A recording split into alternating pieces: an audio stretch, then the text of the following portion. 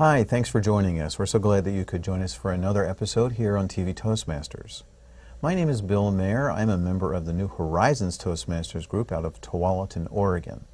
I have another very special guest with me tonight, someone who has come from another state and who has made home here in Oregon. Please help me welcome Chris Taylor. Chris, thanks for joining us this evening. Thank you for having me. I am one who is not a native Oregonian. I grew up outside of Philadelphia, Pennsylvania, and lived for a while in Southern California. And I'm always interested in learning people's story of how they chose to come to Oregon. Of all the places you could come to, why Portland, Oregon? That's a really good question. When we made the decision to move, we used to travel a lot in Texas. I was really fortunate. My wife had never been on a vacation. We traveled constantly, and we told our family if we ever got pregnant, we were going to move to one of the places we traveled to.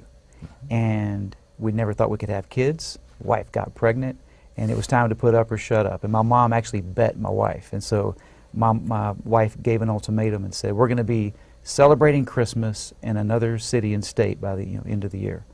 And we had different picks. My wife wanted to live in New York. I wanted to live in Hawaii. We got a marriage counselor and ended up in Portland. Through a marriage counselor? Correct. It was my number 2 pick and her number 3 pick. Interesting. I say that's interesting from my perspective because my wife does marriage and family therapy counseling, but I've never heard her talk. She doesn't talk about her clients, but really the conversation as to where to move is an important family decision. And it's amazing that you came to that conclusion with the help of a counselor. Very much so, and it worked. And because I didn't get my way, it was a compromise. I wanted something different, she wanted something different, and the compromise worked. It was a blessing in disguise. So begrudgingly, I agreed to move to Portland, Oregon, said I'll give this place 2 years, do everything the Northwest has to offer, and then we'll move to Hawaii. Now we've been here 5 years. I've done 1% of what the Northwest has to offer, and I look forward to spending the rest of my life to enjoy the Northwest. That's awesome. It is an amazing state. It truly, truly is. Since you've been here in Oregon, what's been the most surprising experience for you living in Oregon? First of all, the 4 seasons. I didn't realize, when I heard people talk about 4 seasons, I wasn't sure exactly what that meant. In Texas, there's about 2 seasons. So to truly get to experience the spring and the fall and the summer and the winter, it was really, really nice. And the change, the fact that you can drive an hour and be in snow almost year-round is amazing. You can only do that in very few places in the world. And to be able to drive an hour and go to the ocean and go whale watching year-round. I mean, where else can you do that? And I'm a sportsman. To be able to go fishing with all the varieties and types and the forest, I just love it. On any given day, you can see 30 shades of green. And there's not a day that goes by that I don't thank God for living here. That is true. That is amazing. I do love the environment here. It is wonderful. Having gone outside of Philadelphia, our winters were very cold and very snowy. Our summers were very hot and very humid. I do enjoy the 4 seasons, and out here we get a very temperate, sort of moderated 4 seasons, but you do get all 4 seasons, which is really, truly amazing. While you were up here for the past couple of years, you've been involved in Toastmasters. Can you tell us a little bit about how that came about? Yeah, be glad to. So we first moved up here. We had a newborn. My son was 6 months old, and I had developed cabin fever. We moved here in December, so 3 months of no sun, cold, wet, and rainy every day. I needed a change. And so my wife suggested that I get out and go to a networking event. And when I did that, she nudged me out. I go to this networking event, and they're serving breakfast in the morning. And just to follow suit, I go to the buffet, I sit around a round top, there's 6 or 7 people, and I have a conversation. Eventually they ask me a few questions and I chime in. And a few minutes go by and these 2 girls are looking at me and they're staring at me and they're writing something down. And by the end of it, when I was done talking, they hand me a card and they say, we noticed that you said the word y'all about 5 or 6 times in your conversation. And here's a card to a speech therapist. We think with enough work, you can get y'all removed from your dictionary, your vernacular, your vocabulary. And I was humiliated. I was so embarrassed. I went in the car and I truly cried. Wow. I called my wife. I was devastated. but I wanted to fit in around here. And more importantly, I needed to seek employment. I had to find a new job. I was relocating, and Toastmasters actually was the avenue that changed my career path. And if you want me to talk a little bit more about that. I do, but let's think about how I want to draw that out of you. You were new to Oregon. You were going to some networking events, which I've done. Not something that I enjoy doing particularly. They're okay, but there's a difficulty with me in doing the networking in different groups. You coming from a different part of the country and it being pointed out that people could really understand exactly where you're from because of your vocabulary and your vernacular and probably some mannerisms. And having that become, at least initially, feeling as though it's a detriment to what you have to do. And figuring out how to handle that. You found your way to Toastmasters. How did Toastmasters help you navigate through what initially was a very painful experience? That's a really good question as well. In the beginning, I interviewed with a handful of companies, and for the first time in my life, I went to interview after interview and was turned down, was denied. Got that email, thank you for applying, but no. And out of desperation, I became willing. I was willing, open-minded, and wanted to change to become a better speaker and a better person. Someone had suggested that I go to Toastmasters, so I took the suggestion. And what I thought Toastmasters was and what it actually is two different things. And so I learned how to get up and speak in front of a crowd. I learned how to take constructive criticism from others. I learned how to listen. There were a lot of principles that I actually learned in Toastmasters. And those skills that I learned actually helped me get the job that I have today. I would not have my job without Toastmasters. That is truly amazing. And you're talking about Toastmasters and the way that you can receive instruction, criticism, constructive criticism. That's difficult for a lot of people. I'm a teacher, so I don't like to give criticism, but I do, and I try to do it in a very positive way. And I do remember some times in Toastmasters when I was evaluated by another club member. And I was sitting there and I was thinking, no, I'm sorry, I don't agree with that. Internally, I didn't say anything out loud. But it gave me an opportunity to just stop and pause and think about how they were receiving me. And that constructive criticism and being able to work with that and work through that really did help me improve in ways that I didn't realize I needed improving. Toastmasters helped you navigate through some of that.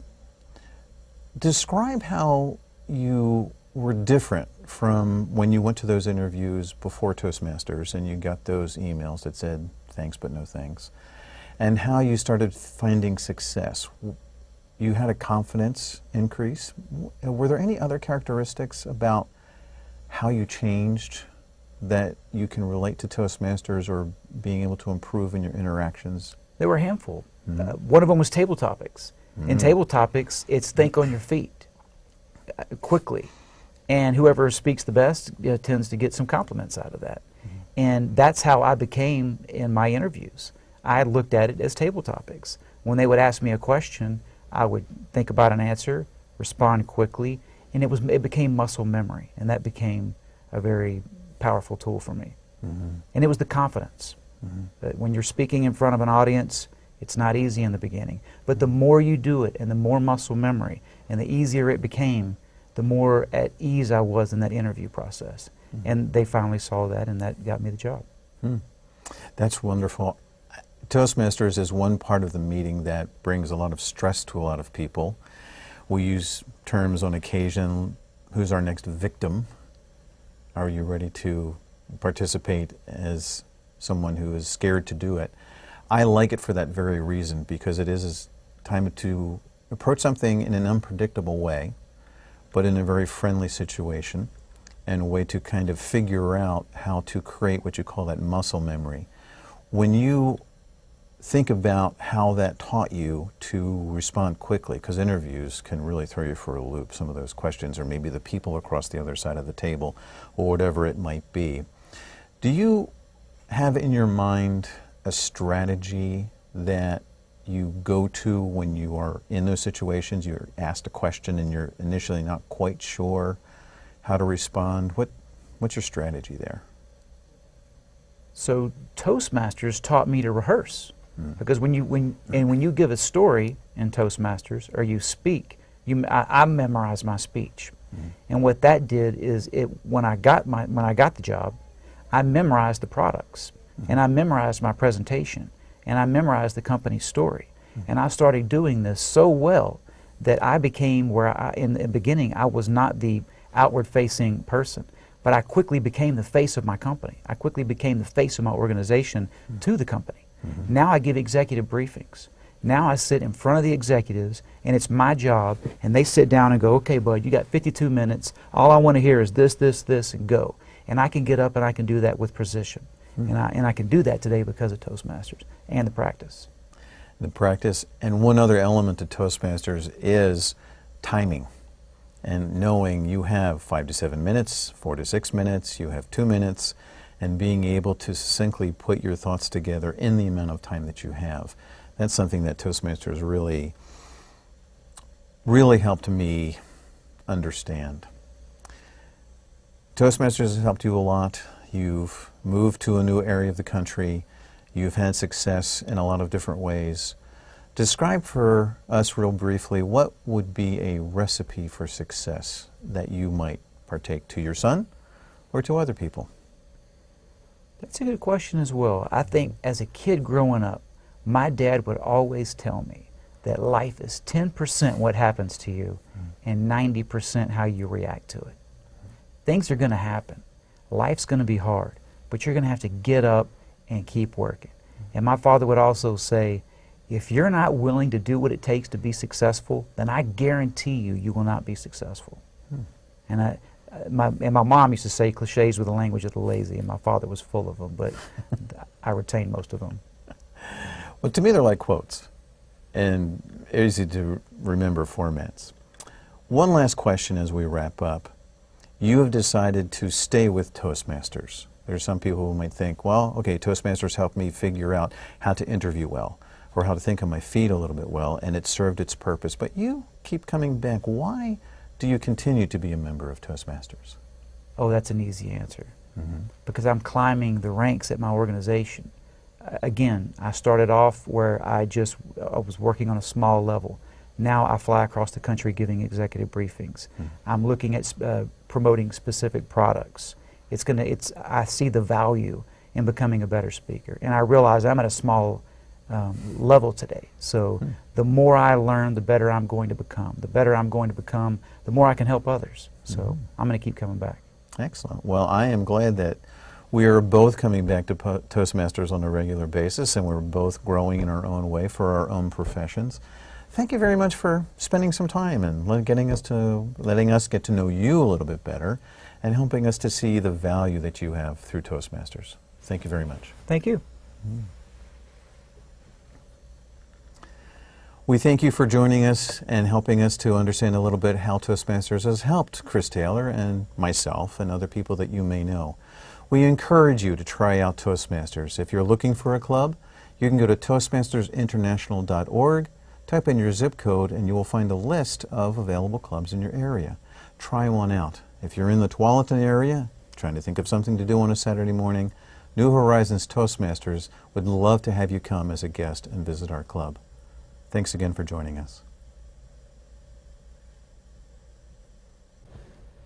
Hi, Cathey Armillas here, and I have Charles Shambry. Yes. And I'm going to interview you today. I'm so excited. I'm excited too. So this is great. Charles, the one thing that I got from you when we were chatting is that you really want to make an impact on the world. And so I'd like to talk to you about that today a little bit. You kind of have your history, your past, you had a rough start. Tell me a little bit about that. Yeah, so we're kind of joking about it before. I'm from the hood. The almost. hood. Yeah. No, I had a background of kind of being in the inner city and had some challenges as far as not doing the right thing, not making the right choices. And over a course of time, meeting the right person, I was able to reform. For example, I met my mentor, Kelly Harton. Edmondson now is her last name. and she inspired me to do better in school. I was going to actually fail school. I was going to drop out of school, and with getting to know her, I went to having a 1 point, to having a 2 point, to having a 3 point, to having a 4 point grade point average. 4.0, And awesome. yeah, it's all because she encouraged me. She wanted me to be someone and to try to change the world. You got excited there. Yeah, Like super excited. I'm like, that's awesome. So, tell me a little bit more about Kelly, though. She just popped into your life somehow. How did that happen? I think you fast forwarded a little bit too much. You're like, oh, I had all these problems, and then Kelly appeared. How did that happen? Yeah. So I had went on a vacation. Just the first time I'd ever gone anywhere outside of Oregon. We went to California. And when I got back, I was like behind schoolwork, and I had not done my homework anyway, just to begin with. And so, and that was kind of my idea why I was going to drop out. And then I went to this homework club in the library, and was funded by or managed by I Have a Dream program. And I did homework there, and I got to talk to her, and she encouraged me, and it was just such a interesting experience just being at that first meeting. And I came the next after school setting. Was it so it was a weekly meeting, or was it every day? Yeah, exactly. So it was every day after Okay. school. And I just got better in schoolwork. And like I said, my grades started to improve thereafter. And I think, hey, this is a good thing. And she was not only helpful in just helping me in school, it was just the conversations we had, and her pursuit to kind of make me want to become something better than what I was. She was the first person to actually tell me that I was smart.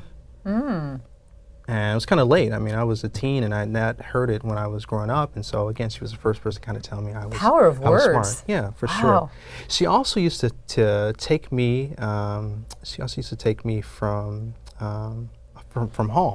So it was kind of a way to kind of get away from the bad environment that I was in. So after school, she would take me home, if that makes any sense. Yeah. So. Make sure that you went straight home. Exactly. Don't make any pit stops Yes, on the way you home. got it, you Don't got hang it. out in the bad places and stuff. That's Exactly. fantastic.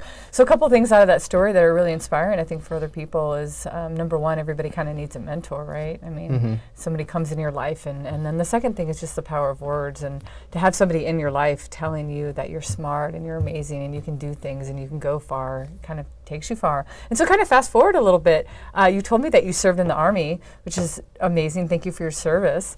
Tell me a little bit about that, because you went overseas. Yeah. So I went to school, so I wasn't even thinking about going to college. So Kelly and a few other mentors, so Noel Thiessen, Grace Groomer, and a few others. SEI as well was a good program. I don't know if you're familiar with SEI. So SEI is a local inner city program to help young people kind of change their lives as well. But what happened is that she encouraged me to go to school. I wasn't even thinking about it. Went to school for 3.5 years. Ran out of money, so then I joined the military to get the GI Bill. Got the GI Bill, went back to school, finished my 4 years, and then they told me that none of my credits were transferable. Oh.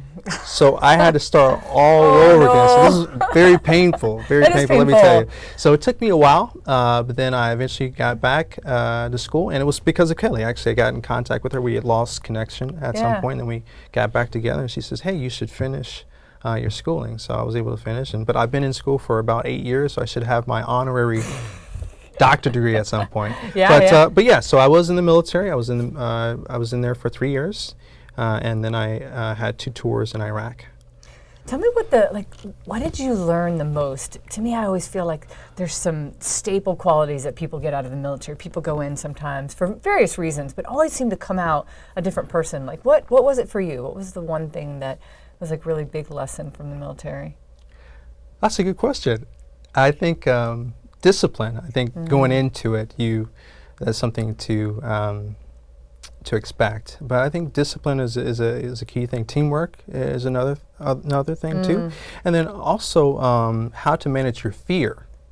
Like I said, I went for 2 tours, so it was in Iraq. So it was dangerous. It was some scary stuff. I would hear bombs every night and some shooting and some dangerous stuff, like I said before. And just being able to manage your fear and stay confident in spite of harm was something that I learned in the military. Wow, that's you hear about the discipline a lot. You know, you hear about the discipline, not so much the teamwork. Although, I mean, a lot of people are like, yeah, you know, you go into the military, you're going to learn to be disciplined. You have to wake up early. You're going to have to shine your shoes. You're going to have to make your bed.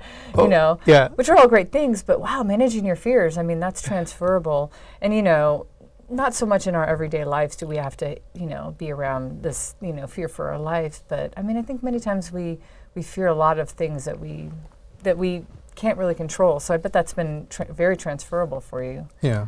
Yeah, that's great. That's fantastic. Okay, so fast forward after you got out of the military, then what was up next? What was the next step? Yeah. So going back to school and getting married was a thing. And as you know, marriage cannot always be successful. So I hate to say that I had an unsuccessful marriage, and it was a very hard time for me. And the way to kind of get around that was I started a YouTube channel. The environment in which I was in was very toxic, and I thought, how can I change this situation? How can I make it more positive? And the YouTube channel was a voice to allow me to kind of express those ideas. Yeah, so your YouTube channel, that's cool. I'm sorry about the unsuccessful marriage, but I think many times our personal relationships that have not been quote unquote successful have brought us to a point where we can do something about it, like you did with this channel, and express in a healthy way. So starting that channel gave you that expression. Tell me about this channel a little bit. You actually cover quotes, is that right? Yeah, exactly. So tell me about it. It's called Quotations for the Week. Is that quotations for the week? So I exaggerate the quotations for the week. But basically what I do is I find a quote for that particular week that inspires me, that I think it will be helpful towards someone else, and I expound upon that particular quotation. Usually there's something kind of funny or catchy at the beginning, and there's like a tagline at the end that's related to the actual quote. For example, I did one on, what's her name? Helen Keller. You're familiar with Helen Keller? So she's both deaf and blind. And so what I do is I show a portion of the movie, so The Miracle Worker, but I put like a funky beat on the beginning part to make it hip, so it'd be relatable to a hip hop. Yeah, exactly. Yeah, but she's actually there, and she's getting the water. That part where she's actually understanding the term water, which was her way to kind of open her mind to knowledge. It was her enlightenment moment when she touched the water. Her first word was, again, which was water. So I show that clip, and then I'll talk about her background. So basically it's a bio. And then at the end, what I did was I poured water in my hand, and I said water, and then I show another clip towards the end. But it just allows someone to kind of see it in kind of a funny way, but also be inspired by a motivational person with their quote. That's cool. How long are do they vary, or do you have So they're about 2 minutes usually. About 2 minutes, okay. No, that's good. So it's a good, bite-sized chunk that you can, and kind of like this pow. Yeah, in your face. In your face kind of bang inspiration. That's really cool. I love that. And so, Charles, I know this is kind of a goal of yours too.